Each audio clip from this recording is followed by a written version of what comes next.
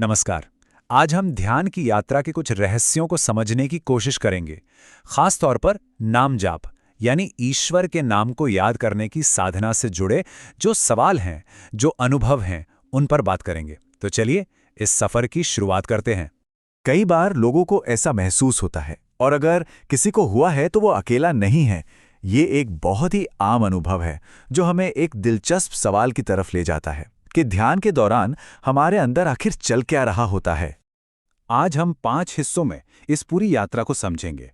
शुरुआत करेंगे बाहरी और भीतरी ज्योति से, फिर शरीर की आध्यात्मिक जागृति, कुछ प्रैक्टिकल सलाह ये जानेंगे कि दुख कब खत्म होता है, और आखिर में बात करेंगे अंतिम लक्ष्य की। तो सबसे पहले बात करते हैं बाहरी और भीतरी ज्योति की। आखिर ध्यान में जो कुछ भी दिखाई देता है, उन दृश्यों का मतलब क्या है? जब ध्यान में बैंगनी या सुनहरे जैसे रंग या कोई आकृति दिखाई देती है, तो ये एक बहुत ही अच्छा संकेत है। इसका सीधा सा मतलब है कि मन एक जगह टिक रहा है, एकाग्र हो रहा है और उस ध्यान के बिंदु की तरफ खिंच रहा है। यहाँ एक बहुत जरूरी बात समझनी होगी। एक है बाहरी ज्योति, जैसे मोमबत्ती, जो हमें कॉन्सेंट्रेट करने में मदद करती है, और दूसरी है असली भीतरी ज्योति, जो हमारी आत्मा या परमात्मा का ही रूप है। असली लक्ष्य तो उस भीतर की ज्योति को महसूस करना है। और देखिए, गुरबाणी भी तो यही कहती है, मन तू ज्योति स्वरूप है, अपना मूल पछाणो। मतलब कि ए मन, तू खुद ही प्रकाश का स्वरूप है। अपने असली मूल, अपनी असलियत को पहचान। असली मकसद बाहरी नहीं, बल्कि अपने अंदर की दिव्य ज्योति को पहचानना है। चलिए अब आगे बढ़ते हैं और बात करते हैं शरीर की आध्यात्मिक जागृति की और उन शारीरिक एहसासों की जो ध्यान के दौरान होते हैं और कभी-कभी हमें कंफ्यूज कर देते हैं। ये एक और बहुत ही आम अनुभव है। कई लोग ध्यान करते करते अचानक रोने लगते हैं। आखिर ऐसा होता क्यों है? तो घबराने की बिल्कुल जरूरत नहीं है। आंसू आना असल में तरक्की की निशानी है। इसका मतलब है कि आध्यात्मिक ऊर्जा ऊपर उठ रही है और दिल पर जमे हुए पुराने बोझ को, पुरानी मैल को साफ कर रही है, जिससे मन हल्का और साफ हो रहा है। अब एक और अनुभव है जो अक्सर चिंताजनक लगता है, जिसे कई लोग महसूस करते हैं कि माथे के बीचों बीच एक खालीपन या चक्कर जैसा महसूस हो रहा है। पर असल में इस डरावनी सी लगने वाली फीलिंग को आध्यात्मिक तरक्की का एक बहुत बड़ा संकेत समझना चाहिए। साधकों को बस टिके रहना चाहिए, डरना नहीं चाहिए, क्योंकि ये एक बहुत बड़ी कृपा मानी जाती है। अच्छा, तो अब आते हैं कुछ प्रैक्टिकल सलाह पर। ये अनुभव तो खैर अपने आप होते हैं, लेकिन हमारी रोजमर्रा की जिंदगी, हमारी लाइफस्टाइल, इसमें एक बहुत बड़ा फर्क ला सकती है।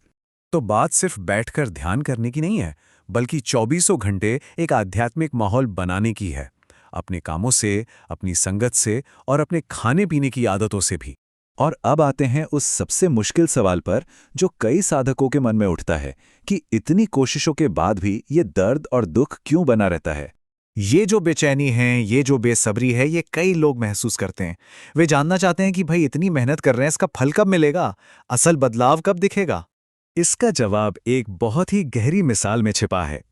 ये साधना उस बच्चे की तरह है जो भीड़ में अपने माँ बाप से बिछड़ गया हो। उसकी खोज तब तक जारी रहेगी जब तक वो मिल नहीं जाते, और तब तक उसे सिवाय दुख के और कुछ महसूस नहीं होगा।